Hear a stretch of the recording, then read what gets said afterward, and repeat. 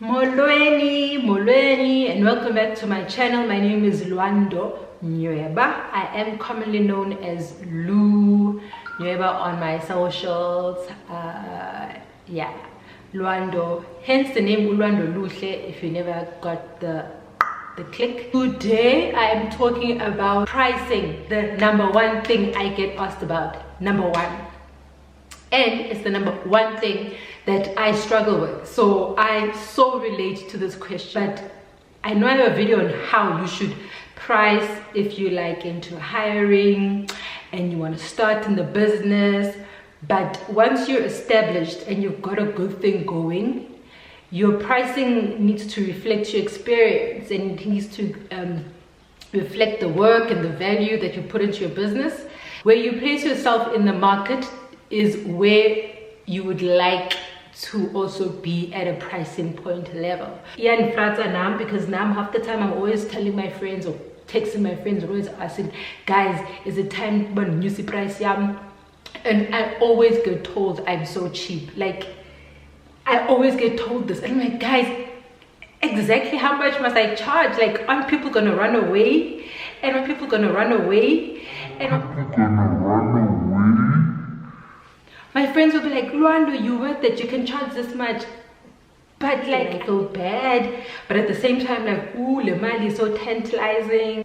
Funny enough, this morning, I kid you not, guys, this morning I get a text from someone, obviously I won't mention their name, asking me about, guess what, pricing. Just to get it out there. The thing about pricing is, me and you and everybody else, we are all in the same boat. With all my experience, I still struggle with price. A few things that came to mind that I want to share with you. How much do you need to start? How much do you charge? How do you charge? What is a fair rate? Are your staff on an hourly or weekend rate? Is there a need to regulate pricing in the events industry? How do you pay your staff? How do you make profit? How do you charge a markup fee? Whoa! Good bird. To a video on how do I actually price, because my understanding would be a pricing is an individual thing. Your value is your value, so it cannot be compared to anybody else's. It would be such an ideal thing if pricing in the events world was sort of regulated. There is, example, the Phoenix chair. There should be a common regulated price that a Phoenix chair should go for, ideally 25 Rand, 30 Rand. In Johannesburg, let's say, not other provinces. In Johannesburg, we should at least regulate our chairs to 30 Rand. So even if a client is in Soweto or is in Pretoria, when they hire something, they won't be like, oh no, I'll go to Ban because they're charging me 10 Rand. Okay, so it to send some guys 80. Number one, stop asking people how do they price. Like, stop it. Stop asking people how do they price. How they price is their trade secret. It's theirs, and they will not tell you. And even if they do tell you, they will lie. Why will they lie? Because events people lie. Or you can just watch that video that I posted that will teach you how to price it. But again, it still will not answer how much is your value. The reason why I'm saying don't ask people is because people lie, guys. People lie so much, and they've lied to me, so I know they're lying to you. And I see this a lot in WhatsApp groups, in the Facebook groups, in groups and events groups, all these groups, guys. Someone will post something and have a special. Okay, so that special that they're running, I see why the person's running a special. That person could be going through a tough time. Example, it's lockdown. Some people haven't been getting any events, so they're trying to push the equipment higher to go out, and they maybe do like a slash half price thing. Why can't we just let that person be and have half price yake, guys? Because lumtu low at that point ulambile and needs the money. Instead of us now going and bashing them and telling them they're killing the market and what. Hear me out. It's a special.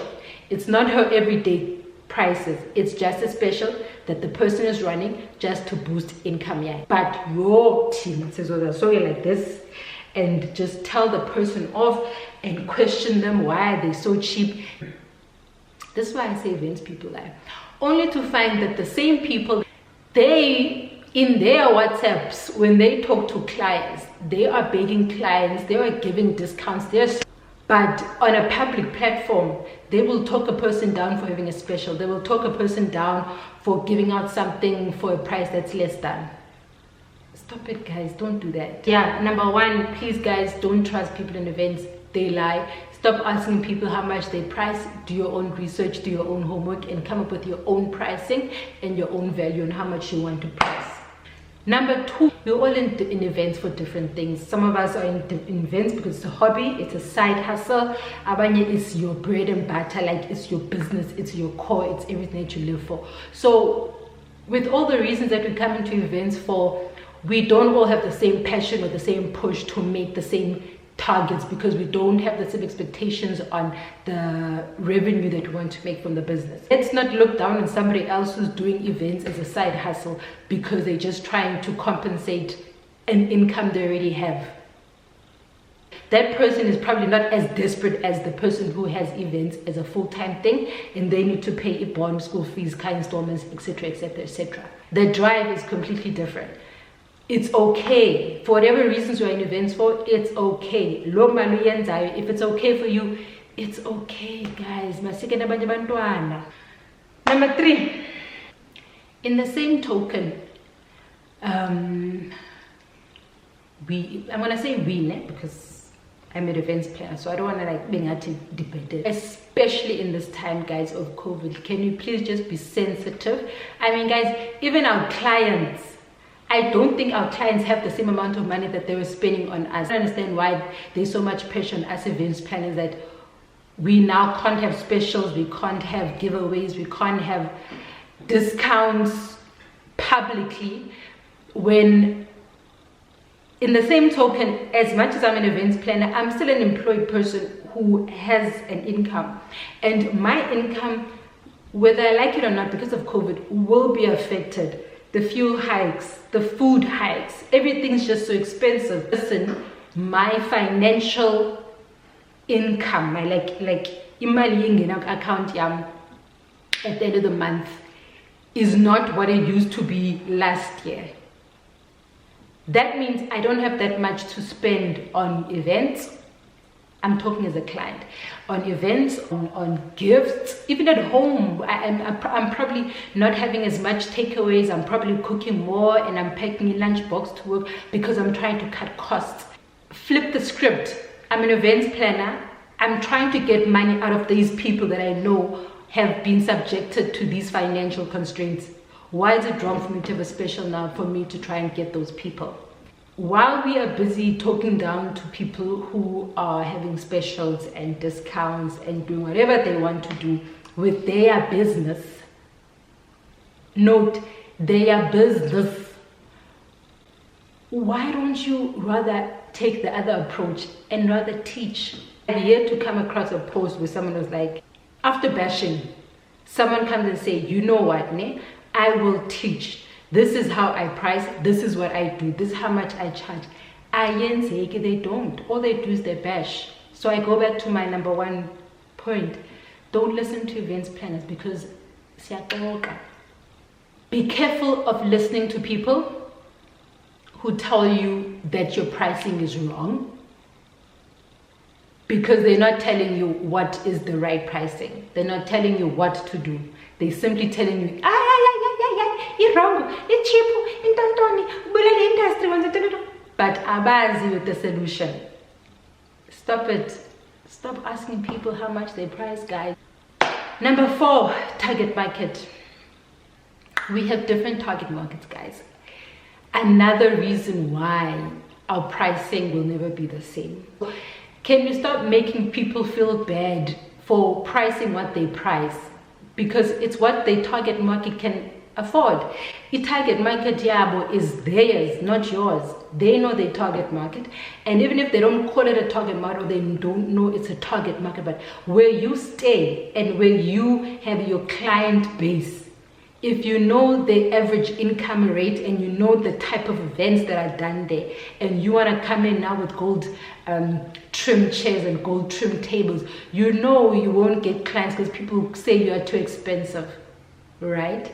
So let's not blame those people for pricing minimum prices with high-end equipment because that's the market they're in. But bona personally, they just want to have nice things. I don't know if you guys hear me, but target market zethu as fun. Last one, guys.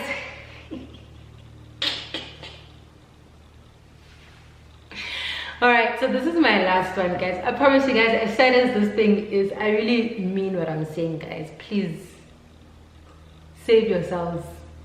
Go rough. Event planners are rough people. I'm not saying you're on with, there aren't nice ones. There are nice ones, guys, and there are beautiful friendships. There are like, there is a togetherness when you find, if you're lucky enough to find a clique or find one person that you get along with, you can build something amazing. But overall, the paint, the brush, guys, as event planners, we seriously need to work on having a bigger spirit of ubuntu and being happy to see our sisters and our brothers shine and grow in the event space. Last but not least, stop asking people how they price. I'm going to repeat. Stop asking people how they price, because it's that thing like talking about how much you earn, you know.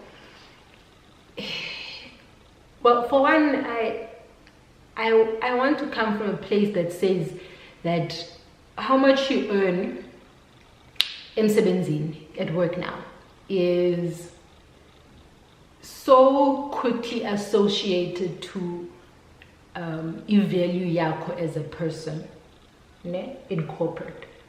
And in the country that we live in, with the job cuts, the lack there of jobs, the homelessness, fighting for fees must fall, data must fall, the rising costs of food and everything else. I want to believe that anyone who's in a job, no matter how much they're earning, if they're in their job, they're in it because, good bird, they're trying to just get something. But the way people associate salary yako to your worth now is just like, I don't think that's a fair